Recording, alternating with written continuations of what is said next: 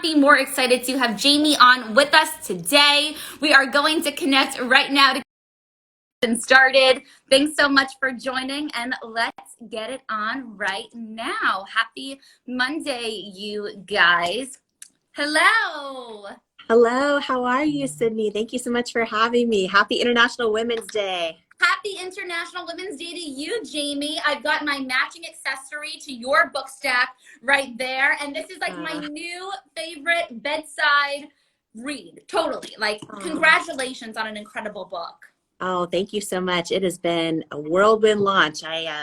Being an author is no joke. You would know. You're the pro. I'm the rookie first-time author. It has been, wow. Yeah, I'm overwhelmed. It's a completely unique process. I know I did mine in September, so I know exactly what you're going through, but you even so much more because you've been doing these huge virtual talks. I mean, yesterday with Tony Robbins with over 30,000 people. I mean, have you been able to like take a moment and step back and process what you've been going through these last few weeks? You know, I'm trying to do it differently this time and actually do that and actually really appreciate, like, I think so many of us get so busy in life and we just go through the moments and power through. And the old Jamie, who did 100-hour weeks for a decade building It Cosmetics, I started it in my living room, got down to almost no money and spent 3 years just hearing no and dealing with constant rejection. And by the time we finally got success, a little bit, even a taste of success, I almost couldn't believe it was happening. And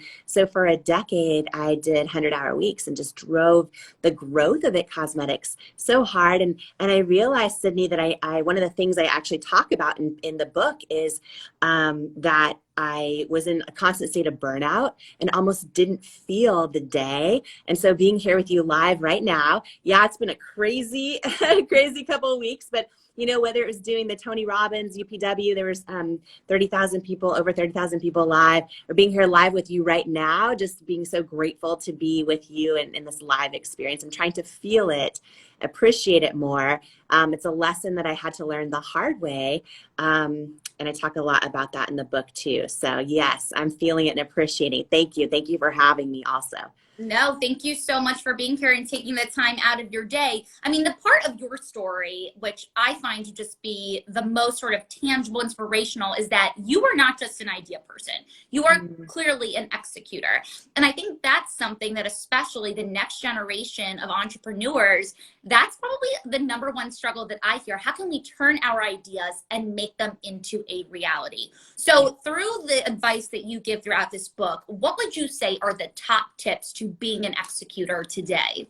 Yeah, I think the first thing is you have to take that first step, right? Like when I was a waitress at Denny's, I knew, like Sydney, I had this feeling in my gut, like in my, that like I had more to create or give or offer, but I struggled with self-doubt. And I think that self-doubt kills more dreams than anything else. And I think so many people, especially women, we have dreams or goals, or we have a product idea that we want to execute, or we have a book we want to write that first page of, right? Like everyone with us live right now probably knows inside if they have that thing that they want to create or launch or whatever.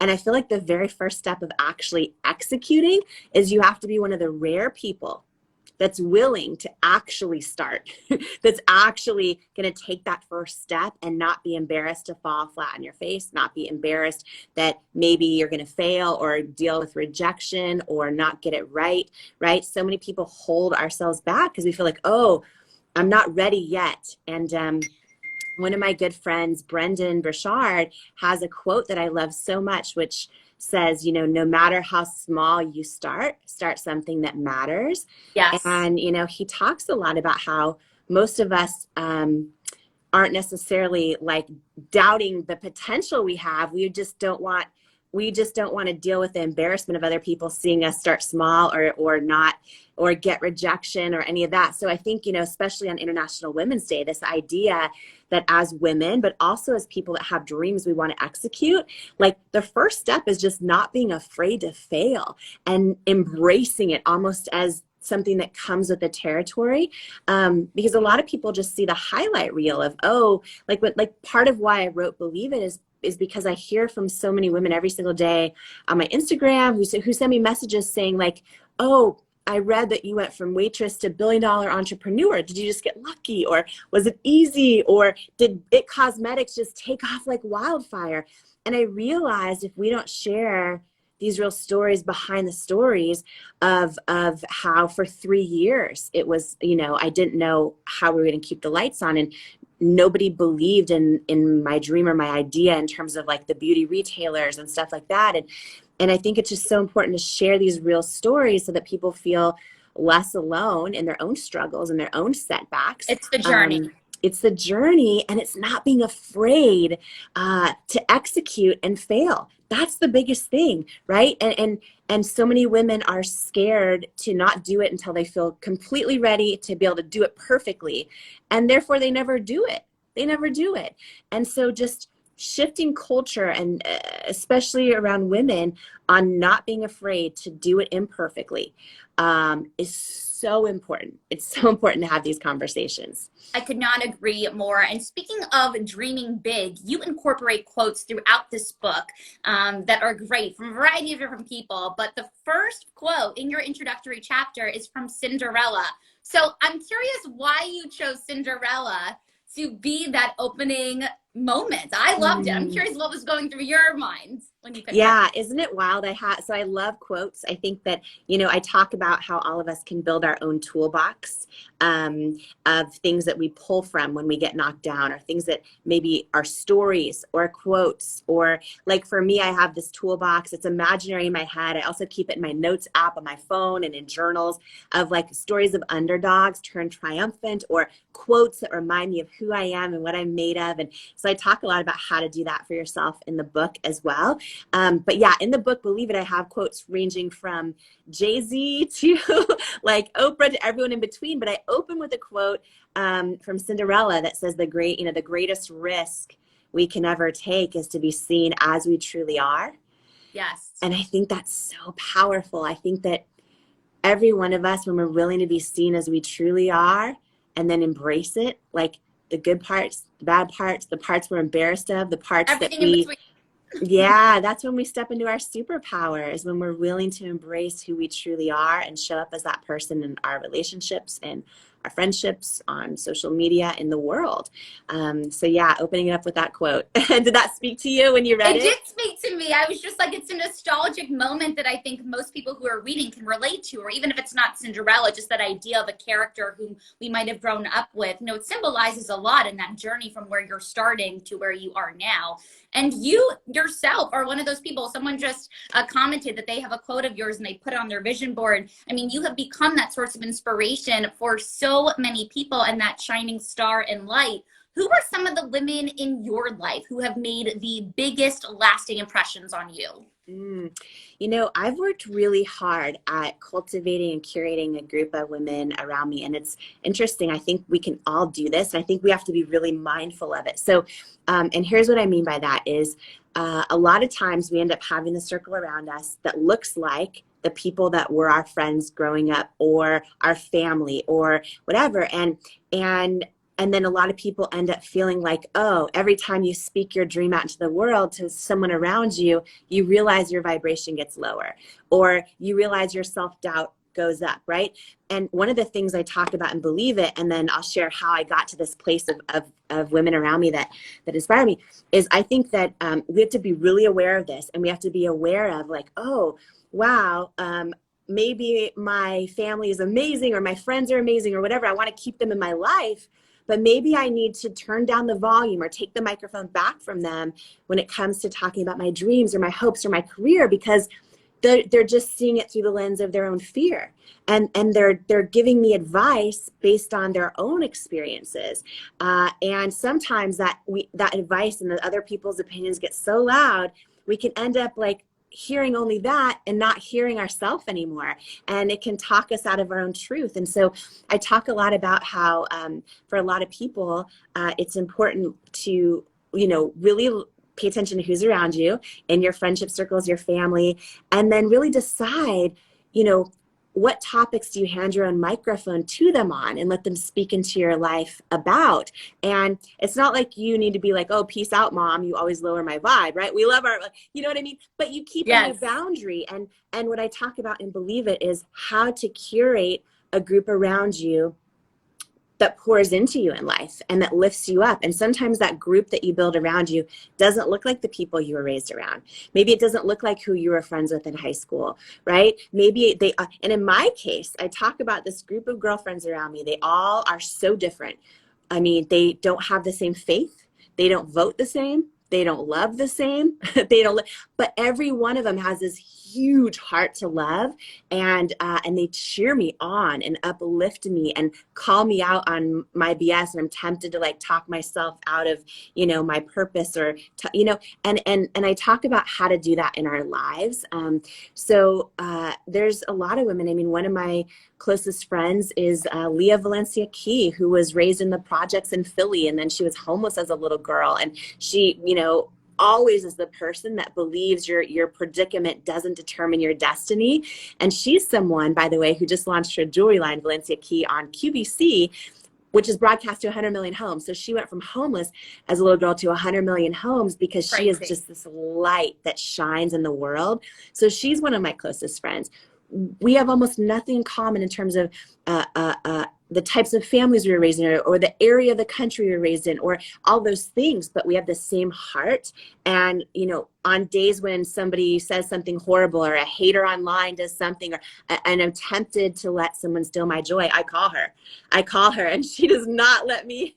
So so she's another person. Oprah is another person who was my mentor from afar my whole life.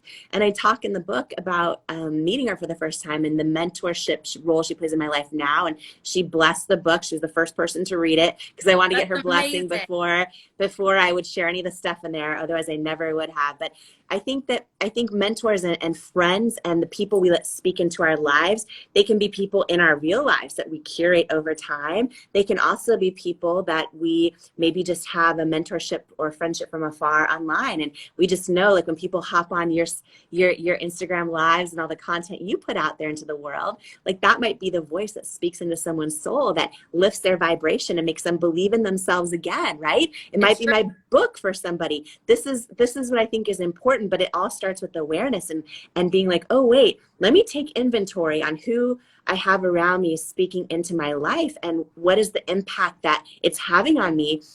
Because so many of us feel guilty if we, or we're just not aware of, or we have resentment toward, if it's like our partner who every time we talk to them about our dreams, we feel our vibration lower, or our mom or sister, we tell them our hopes and dreams and we start to doubt ourselves because of their feedback. We have to be aware of those things. And one of the things I talk about and Believe It is, how do you take your microphone back? How do you turn the volume down? And how do you curate new people to give your microphone, or really learn to turn up the volume, even on your own intuition, and then make the decision to trust yourself. So, and I think too, especially right now because of the pandemic, I hear this all the time. People are saying, I am so surprised that these people didn't check in on me, or these are friends of mine too. I really have felt like we've lost the connection. And I think this past year has been sort of like a social cleanse for a lot of people that people didn't necessarily sign up for. But it really does go to show you that maybe a group who wasn't, there for you now might be eventually, or the people who you started out with, like you said, you're growing and evolving, and the people around you are as well. And I think that's part of life, and it's nothing to be embarrassed or ashamed of, but it just shows the growth of people as individuals and their ideas. So I think that's a really interesting and valid point. And of course, having Oprah as a mentor is obviously an amazing thing. I had interned when I was in college for Oprah magazine, so I'd never gotten to meet her, but just being surrounded by the energy of what she considers to be the bar is just incredible. And we all, of course, got to see some of her talent on TV last night for those who are watching her interview. But it's amazing. Wasn't that amazing? It was. And one thing you said too that I think is so important is, like, the last 14 months has been hard on a lot of people.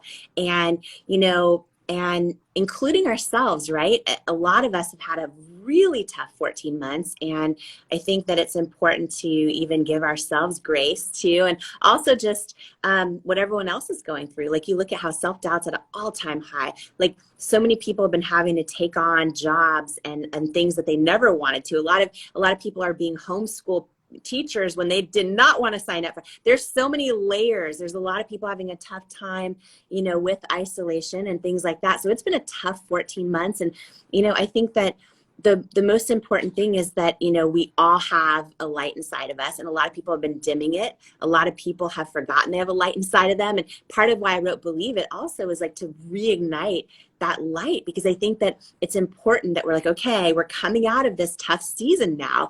It's still going, but there is a light at the end of the tunnel. And how do we really learn to just reignite that light inside of ourselves again, and be able to hear our own knowing and trust it and believe in ourselves and believe in the possibility of our dreams again. That's really in big part why I wrote Believe It, because, it's a lot of people think like, oh, is it a story of how you went from Denny's waitress to billion-dollar entrepreneur?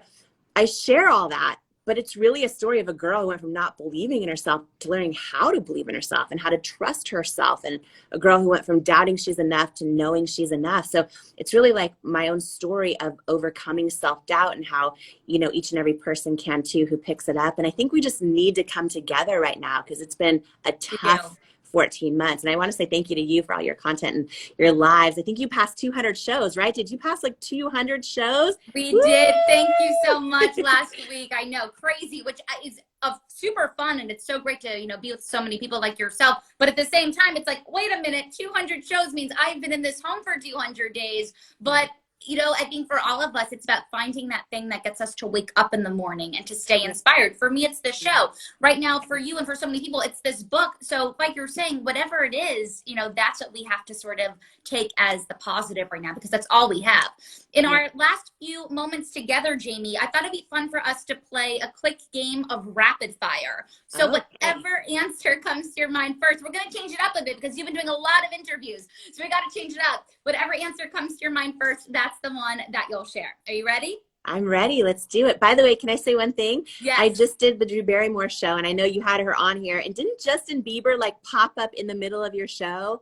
Jamie, I would not much gets me to flinch. That got me to flinch. I was like, wait a minute. Isn't it amazing? It just, to me, it speaks to the power. Everyone watching us live, maybe everyone that'll watch this later on your channel. It's like, it's so beautiful. It is a beautiful thing. There's a lot of downsides to technology, but it's a beautiful thing. We're all being able to come together live in this space, right? And you just never know who's all coming together and connecting. And anyways, just want to call you out because that's a really cool thing. And passing 200 shows. And I see the comments, love Drew Barrymore. I love her too. Also, Sydney, when I just did our show, that was the first time I'd ever met her. And so that's it was what just, I read. Yeah, it was such an honor. She's so great. And first time that you and I are doing this, and it's really fun. So thank you for having me too. Thank you. You're so sweet. I appreciate that. All right, Jamie, first question. Describe yourself in 3 words. Oh gosh, Sydney. Love, joy, faith. Great. What is your favorite IT cosmetics product of all time? That is so tough. I think if I had to pick one, it's our CC cream. So it's this, it's become the #1 selling CC cream in the country now, but it's like this one step that's your skincare, your full coverage, your SPF 50.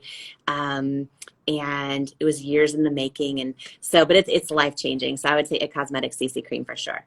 I love that. What is your go-to outfit for feeling confident and empowered? Oh, you want the real answer? I'll give you the real. Always real. Oh my gosh. So I literally, I am so in this book launch, right? And I'm reading every review and I'm like sobbing my eyes out. There's women saying they read the book and made the decision to trust themselves for the first time this week and it worked.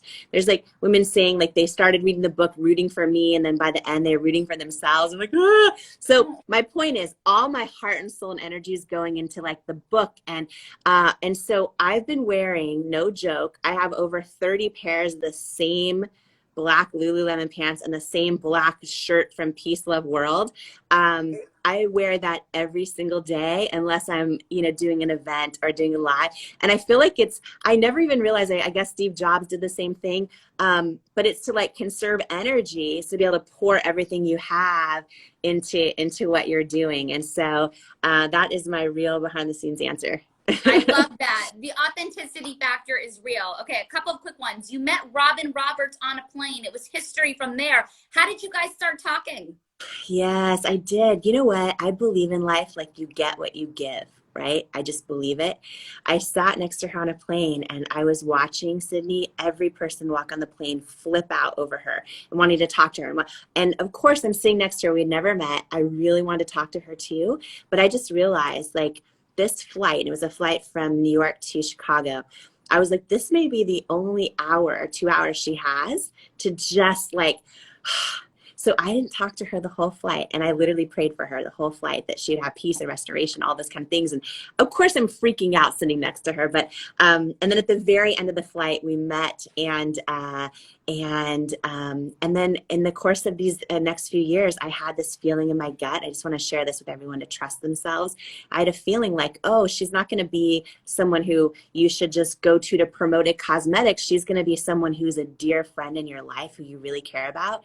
So for several years, I never, when we started like connecting stuff, I never asked her to promote it or anything. And separately, we got a segment on Good Morning America through It Cosmetics and the Good Morning America team. So then I ran into her again, and then we just started a beautiful friendship. And I love her. I love her partner, Amber, so much. They're two women that are changing the world. And so now she's a really dear friend. And so it was fun. I just interviewed her live for my book launch on my own event.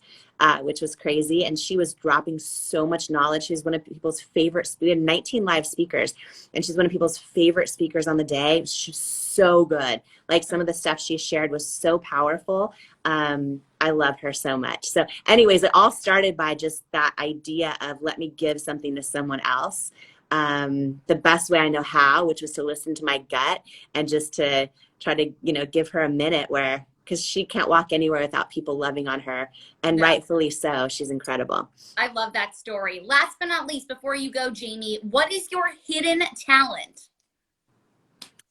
My hidden talent, my real hidden talent is honestly, it's to see the person in the room who no one else might notice, and to remind them of the beauty inside of them. I've been the person in the room that was told I don't belong or I don't fit in or I don't have what it takes. And that's how my journey into the beauty industry started. Started with people telling me, your brand will never make it. You can't use real women as models. You need to change what you're doing, all those things. And, no one will buy makeup from someone who has your body and your weight, all those things, right? And I just believed in something different. And I think that, we've all had someone look us in the eye and tell us we're not enough or we don't belong or we don't have what it takes. Sometimes that's us doing that to ourselves in the mirror. My greatest joy comes from reminding someone else that they are enough, that they do belong, like exactly as they are. One of my best friends, Jackie, has a sign outside of her house that says, "Come as you are, stay as long as you'd like. You belong here." And like that, when I saw that sign for the first time, I cried. And I'm like, that's how I feel about life. And for me, that's my superpower. And I think that we do all belong exactly as we are. And one of our greatest journeys in life is learning to believe that for ourselves. I love that. I think that is the perfect place to end off. Wise words, as always, for those who are just checking out your book right now. It's available everywhere, and all 100% of proceeds are being donated to charity. And I love that you're doing that. I mean, that is absolutely incredible. Thank you, Jamie, for being here on Lunchtime with Sydney. I know you're going back to TV. So thank you for taking the time. It was great to have you. Oh, thank you so much. Thank you. Thank you for your 200 and something show. You're rocking it. You're 205. Nice. I love it. I'm honored to be 205. Thank you for the blessing of your time and sharing this with community. And I'll talk to you soon. Thank you so much. Take care. You Bye. too. Bye. Thanks, everybody, for watching Lunchtime with Sydney today. This conversation will be saved on my feed in case you missed some of it. And we'll be back here tomorrow with a whole